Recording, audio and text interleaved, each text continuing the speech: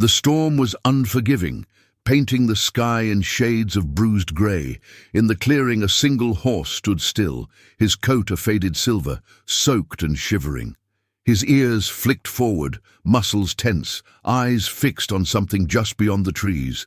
Then, without warning, he let out a deep, piercing neigh that echoed into the woods, a sound that didn't ask, but warned. The road to the ridge was nearly invisible under the curtain of rain. Mud splashed up the sides of a black SUV as it crawled to a stop near the tree line. Inside, Richard Hale sat stiffly behind the wheel, his hands clenched, his jaw locked. In the back seat, 5-year-old Laura lay curled beneath a damp blanket, skin flushed, breath shallow, her small frame racked with fever. He didn't speak, just opened the door, stepped into the storm, and pulled her gently, but distantly, into his arms. Her head lolled against his shoulder. She didn't wake. A few paces into the woods, he set her down on the cold earth. No kiss, no farewell, just a whisper barely heard over the rain. "You were never supposed to exist." He turned and walked away, but that night, something else had been watching, a force not of guilt, but of instinct. Richard Hale didn't grow up with the luxury he now wore like armor. His father had built Hale Construction from the ground up, brick by brick, and Richard had inherited not just the empire, but the weight of its image. Every move was calculated, every word rehearsed. There was no room for flaws, especially not silent ones. Laura had been a secret, born from a brief affair with a housekeeper he barely remembered. When she died during childbirth, Richard hadn't intended to raise the child, but the scandal of abandonment was a risk he couldn't afford. So he kept Laura hidden in a private estate outside the city, under the care of hired help.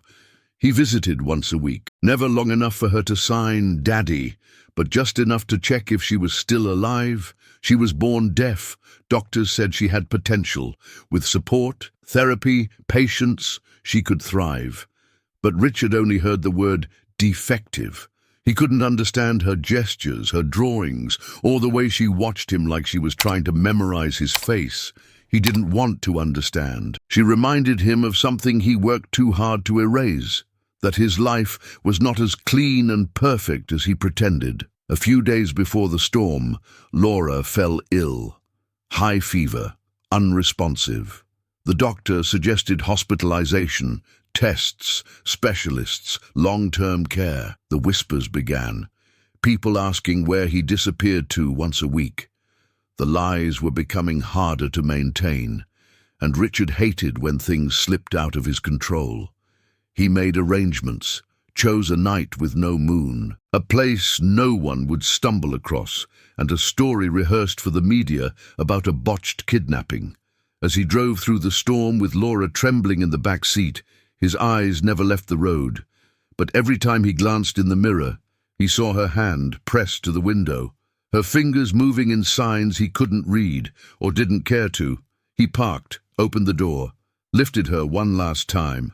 She was burning up, and yet, as he laid her down and turned his back, something in the trees was already moving, watching, breathing, waiting.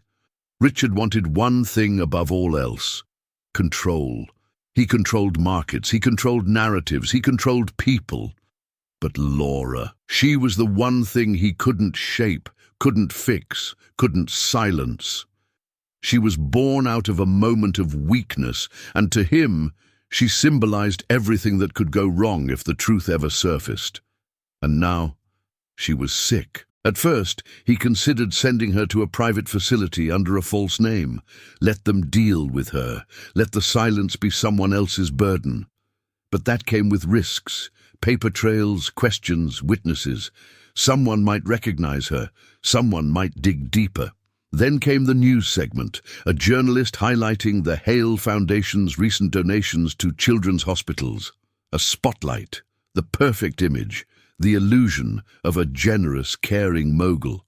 He couldn't risk Laura ruining it. The final decision wasn't made out of hatred. It was made out of fear. Fear of weakness, of judgment, of being seen for who he really was. So he wrapped her in a blanket that smelled like antiseptic and lavender.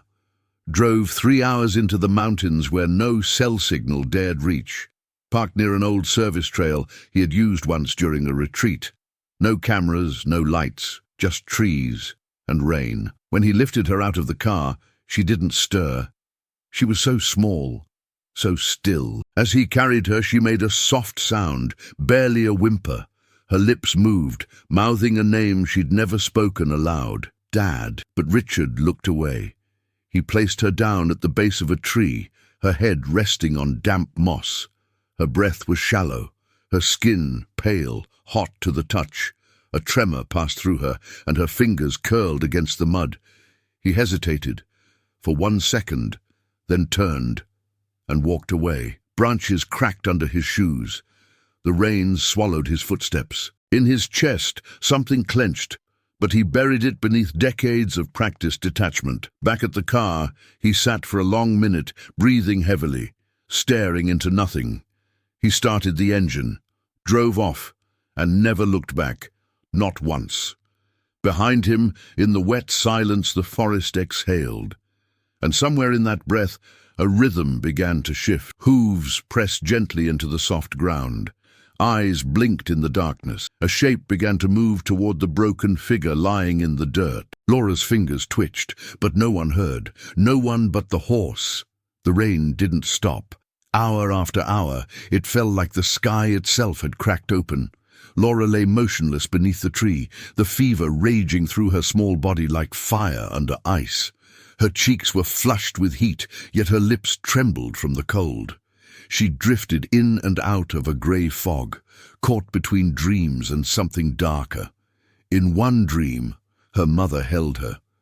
But her mother had been gone since her first breath. In another, Richard's face loomed above her, expressionless, distant.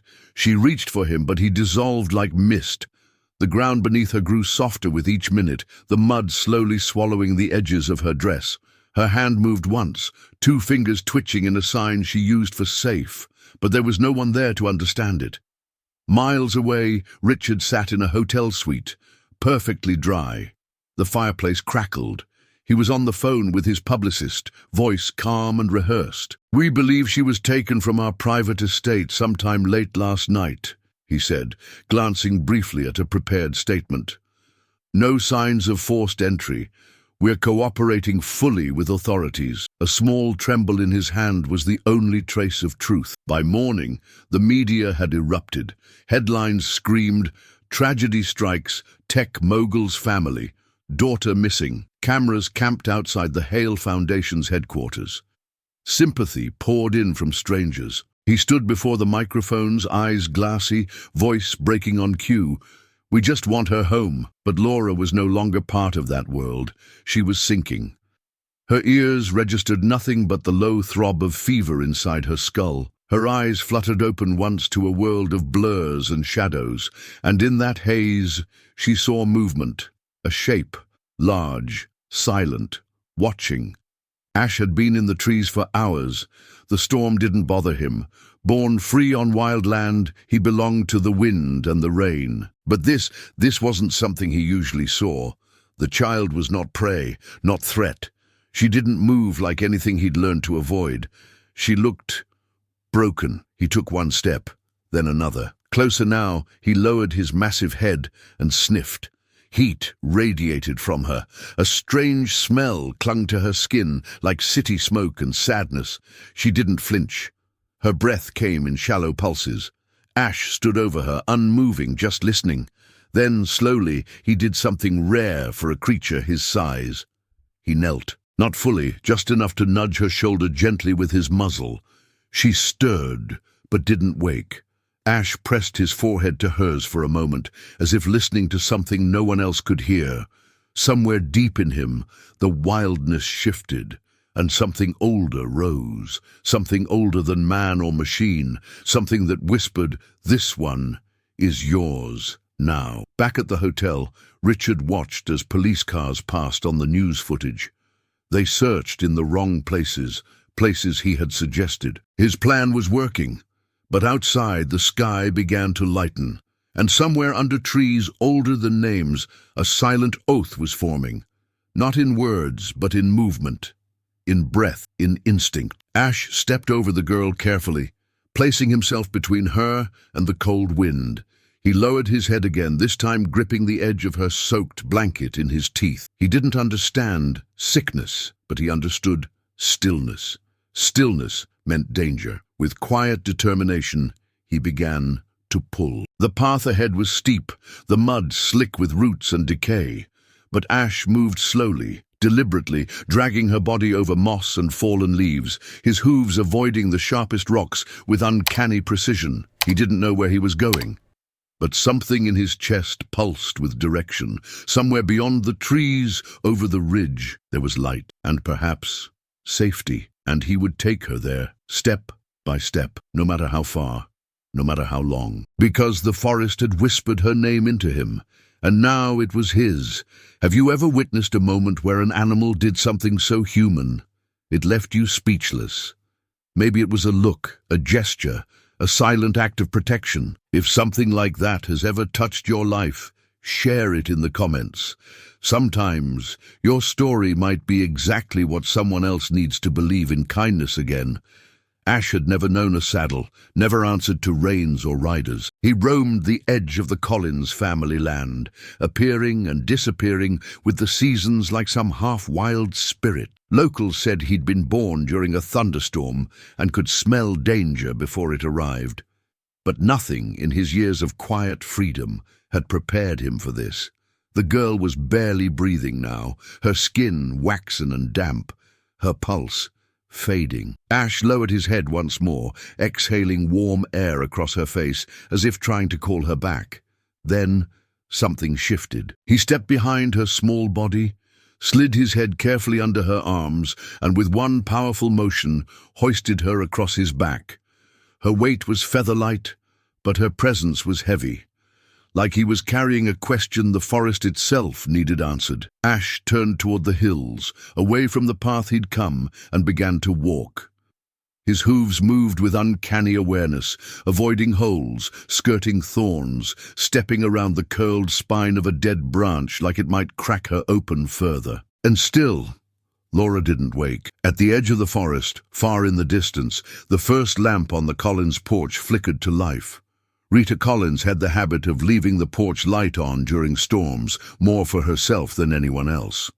Ever since her mother died, she found comfort in the glow, like a lighthouse for the soul. That night, she swore she heard something, hooves on gravel, but it wasn't until she stepped outside with a flashlight that she saw the silhouette, a grey horse, soaked, still, and across his back, a child. She ran barefoot, heart in her throat. Ash didn't move when she approached, didn't flinch, just stood there waiting as if he had brought her something important and now needed someone to receive it. Rita reached out, hands trembling, and lifted the girl down. Her skin was burning. "Oh my God," Rita whispered, voice cracking. "What happened to you?" She turned to look at the horse. But he was already gone, disappearing back into the trees like he was never meant to stay. No one understood why he brought her. But Ash did. She was his now. Rita didn't wait. She burst through the door with Laura in her arms, shouting for her father. "Dad, I need blankets, now!" Nelson Collins, a man of few words but endless instincts, didn't ask a single question. Within minutes, the fireplace was roaring, the girl wrapped in flannel and tucked onto their worn leather couch. Rita pressed cool cloths to her forehead, whispering to a child who couldn't hear. Laura stirred once, eyes fluttering open for just a second. When Rita spoke, Laura didn't react. But when she leaned in and gently moved her hands, signing the few words she remembered from her time volunteering at the library, the girl blinked. Just once. Then again. She understood. That night Rita barely slept. She sat by Laura's side, watching her chest rise and fall, steady but shallow. Nelson made soup, though neither of them ate. The storm had passed, but a different kind of tension filled the house now, one that had nothing to do with rain. In the morning, Laura was still silent, but she watched Rita carefully, eyes following her every move. Ash didn't return. But his presence lingered, hoof prints near the porch, a soft indentation in the wet grass where he had waited. By noon, the girl sat up on the couch, weak but alive. She reached for a pencil on the coffee table and scribbled something on the back of a grocery list. One word: safe. Rita felt her throat close. She looked at her father, who simply nodded. Whoever she was, wherever she came from, she was theirs now. 2 days later, Rita turned on the TV during breakfast. What she saw made the spoon fall from her hand. Richard Hale, standing behind microphones, begging for answers. "Our daughter was taken from us," he said. "We're offering a $100,000 reward for any information that leads to her return." A missing poster flashed on the screen, Laura's face. But the smile was forced, staged. A photograph from some fundraiser Richard had staged months ago. "Daughter?" Nelson muttered. "Now he wants her?" Rita's gut twisted. It didn't make sense. Why ask for help if he had left her? Unless he wanted to erase what he'd done. Rewrite the story. Be the hero of his own mess. Later that afternoon, a county sheriff drove up the dirt road to their farm. Said he'd heard about a child matching a recent alert. Someone at the local clinic had seen Rita buying medicine. He asked to see the girl. Rita hesitated. Then Laura peeked around the doorframe, timid, clutching the sketch pad Rita had given her. The officer softened. "We'll need to notify Child Protective Services." That night, Laura didn't sleep. She sat near the window, sketching. Rita peeked at the drawing. A car, a man, trees, and a girl lying alone in the rain. Nelson didn't say much, just lit his pipe, stared into the night and said, "That man's going to come here himself. You feel it?" Rita nodded. And Laura? She simply kept drawing. But when a pair of headlights appeared on the horizon the next day, she didn't need to hear the engine. Her hands started shaking. She dropped the pencil and ran. The black SUV crept up the long dirt road like a shadow with intention. Rita stood on the porch, arms crossed, heart pounding. Nelson leaned against the fence, eyes narrowed beneath the brim of his hat. Laura was nowhere in sight. The car stopped. A man stepped out. Impeccable suit. Polished shoes now sinking into the mud. Richard Hale hadn't aged a day since the last time Rita had seen him on TV. But up close, his face was tight, pale, almost cracked beneath the weight of the lie he was still trying to hold. Behind him, a lawyer and a woman from Child Services followed, briefcases in hand. "Mr. Collins," the social worker began, "we've been informed that a missing child may be here. This is a matter of custody and safety." Nelson didn't blink. "She's safe. That much I can guarantee." Richard scanned the yard. "She's my daughter," he said quietly, like it still meant something. As if on cue, a movement near the barn caught their eye. Laura, slow, deliberate. She stepped out from behind the door, holding her sketchbook like a shield. She walked barefoot through the wet grass, her eyes fixed, not on the officials, not on Rita, not even on the lawyer, but on him. Her father. She stopped a few feet from him. Richard opened his mouth, prepared to kneel, to fake softness. "Laura, sweetheart." She raised her hand. No voice came, only signs. Precise, powerful, trembling. The social worker turned to the interpreter they'd brought, who began to translate slowly. "You left me. You watched me burn. You said I was a mistake." Rita watched Richard flinch. His mouth opened, but nothing came out. Then Laura flipped her sketchbook open. Page after page, rain, mud, headlights. A man walking away, a horse appearing in the trees. She turned one more page, a drawing of a house, a porch light, and a horse standing guard. Ash. At that moment, as if summoned by memory, the thudding of hooves rose from the tree line. Ash emerged slowly from the woods, his coat gleaming in the afternoon sun, his gait calm and sure. He moved like something carved from legend. He walked straight to Laura, stopped, lowered his head beside her shoulder and stood still. The social worker blinked. The interpreter wiped away a tear. Even the lawyer lowered his clipboard. Richard took one step forward. Ash moved, not violently, just a single hoof into the dirt, a shift of weight, a tilt of the head. But it was enough. Richard froze. And in that charged silence, Laura reached out, not to him, to Ash. She rested her hand on his neck, closed her eyes, and smiled. It wasn't anger, it was clarity. She didn't need rescue, she already had it. Rita stepped forward, her voice steady, kind, final. She doesn't want to go with him, and I think the horse just made that perfectly clear. The social worker nodded slowly. We'll need to open an investigation, possibly a court hearing. Then we'll be there, Nelson said, with everything she drew and everything she remembers. Ash turned his head, one ear twitching. Behind him the wind shifted, gentle and warm. The storm was gone, and so was the lie. Weeks passed. The case made headlines for days, then faded, just another scandal smothered by money and influence. But not here, not in this quiet corner of the world, where truth had been spoken not with microphones, but with drawings and silence, and hooves. Laura stayed. The court granted temporary guardianship to Rita and Nelson, pending a full hearing. But even before the papers arrived, the house had already changed. Rita learned more sign language in a month than she ever had in school. Nelson started writing labels on everything, door, spoon, sky, just so Laura could learn and laugh when he spelled something wrong. And Ash, he never wandered far again. Every morning, Laura would find him near the fence, waiting. They'd walk together, her tiny hand on his mane, his steps slow and steady beside her.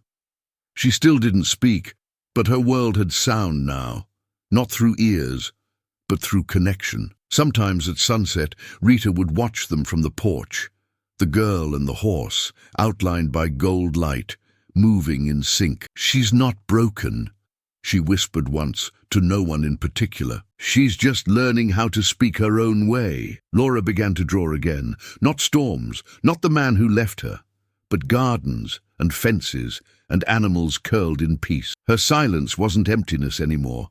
It was full, because sometimes the ones who save us don't arrive with sirens or speeches. Sometimes they arrive in the rain, on four legs with nothing but instinct.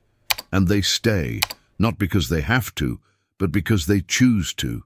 Maybe you know someone like Laura, someone quiet, overlooked or discarded by people who should have loved them first. Or maybe you've met an animal like Ash, one who didn't speak, but still knew exactly what to do when no one else did. If this story touched something in you, leave a comment. Tell us where you're watching from. You never know who might be reading your words and feeling less alone because of them. And if you believe that silence can hold love, and that instinct can be louder than any apology, then share this story. Not just for Laura, but for every child waiting to be seen, every animal who already understands, and every heart that knows. Family isn't always who we're born to. Sometimes it's who finds us in the dark and stays until morning.